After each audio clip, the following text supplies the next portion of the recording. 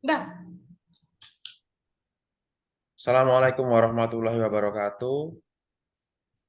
Saya Pulung Galih Waalaikumsalam. Prayoga bersama teman saya Andin Safira dan Sri Hartanti akan mempresentasikan hasil diskusi kelompok kami mata kuliah pengantar ilmu hukum bab 9 tentang penafsiran dan penemuan hukum.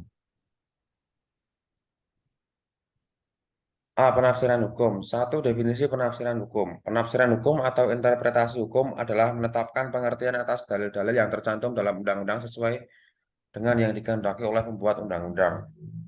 Metode interpretasi yaitu sarana atau alat untuk mengetahui makna undang-undang. Penafsiran hukum atau interpretasi merupakan salah satu metode dalam penemuan hukum atau fact finding. A. Penafsiran hukum. Pengertian penafsiran hukum. Pengertian subjektif dan objektif. Dalam pengertian subjektif, penafsiran yang dikehendaki oleh pembuat undang-undang. Dalam pengertian objektif, penafsiran lepas dari pendapat pembuat undang-undang dan sesuai dengan adat bahasa sehari-hari. Pengertian sempit dan luas. Dalam pengertian sempit atau restriktif, yakni dalil atau penafsiran diberi pengertian yang sangat dibatasi. Dalam pengertian luas atau ekstensif, yakni dalil yang ditafsirkan diberi pengertian seluas-luasnya. Sumber-sumber penafsiran hukum yaitu ada tiga. Yang pertama otentik, yaitu penafsiran yang diberikan oleh pembuat undang-undang. Sebagai penjelas, penafsiran ini mengikat umum. Yang kedua doktriner, yaitu penafsiran yang didapat dalam buku-buku dan hasil karya para ahli. Hakim tidak terikat karena penafsiran ini memiliki nilai teoritis. Yang ketiga hakim, yaitu penafsiran yang bersumber pada hakim atau peradilan hanya mengikat pihak-pihak yang bersangkutan dan berlaku bagi kasus-kasus tertentu. Ragam metode penafsiran hukum. 1. Penafsiran secara tata bahasa atau gramatikal. 2. Penafsiran sistematis. 3. Penafsiran historis. 4. Penafsiran sosiologis. 5. Penafsiran autentik atau resmi. 6. Penafsiran nasional. 7. Penafsiran analogis. 8. Penafsiran ekstensif. 9. Penafsiran restriktif. 10. Penafsiran contrario. 11. Penafsiran komparatif. 12. Penafsiran antisipatif atau futuristis. Dan ke-13. Penafsiran otentik.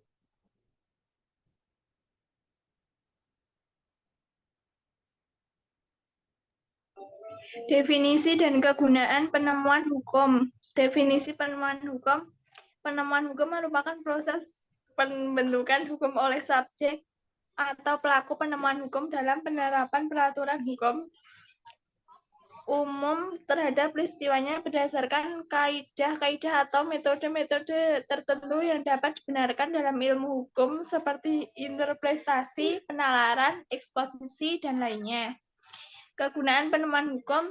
Kegunaan penemuan hukum mencari dan menemukan kaidah-kaidah yang dapat digunakan untuk memberikan keputusan yang tepat dan benar dan secara tidak langsung pembentukan kepastian hukum dalam masyarakat.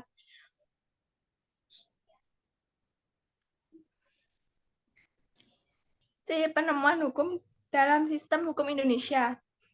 Indonesia dalam perspektif keluarga-keluarga hukum di dunia termasuk dalam civil law yang sering diperlawankan dengan keluarga hukum common law. Indonesia menganut sistem hukum sipil akibat penjajahan yang dilakukan Belanda selama 350 tahun melalui kebijakan Pivot Politik yang kemudian pasca kemerdekaan tata hukum tersebut diresepsi menjadi tata hukum nasional Indonesia melalui aturan peralihan Undang-Undang 1945 pasal 2 pra-amendement. Aturan-aturan yang ada merupakan aturan-aturan yang dibawa oleh Belanda yang merupakan negara menganut sistem civil law. Salah satu karakteristik utama dan civil law ialah penggunaan aturan-aturan yang tertulis dan terbukukan terkoordinasi sebagai sumber hukumnya. Baik, sekian presentasi dari kelompok kami. Apabila ada kurangnya kami memohon maaf. Dan apabila ada kelebihannya itu nilai tambah buat kami. Sekian presentasi dari kelompok kami. Wassalamualaikum warahmatullahi wabarakatuh.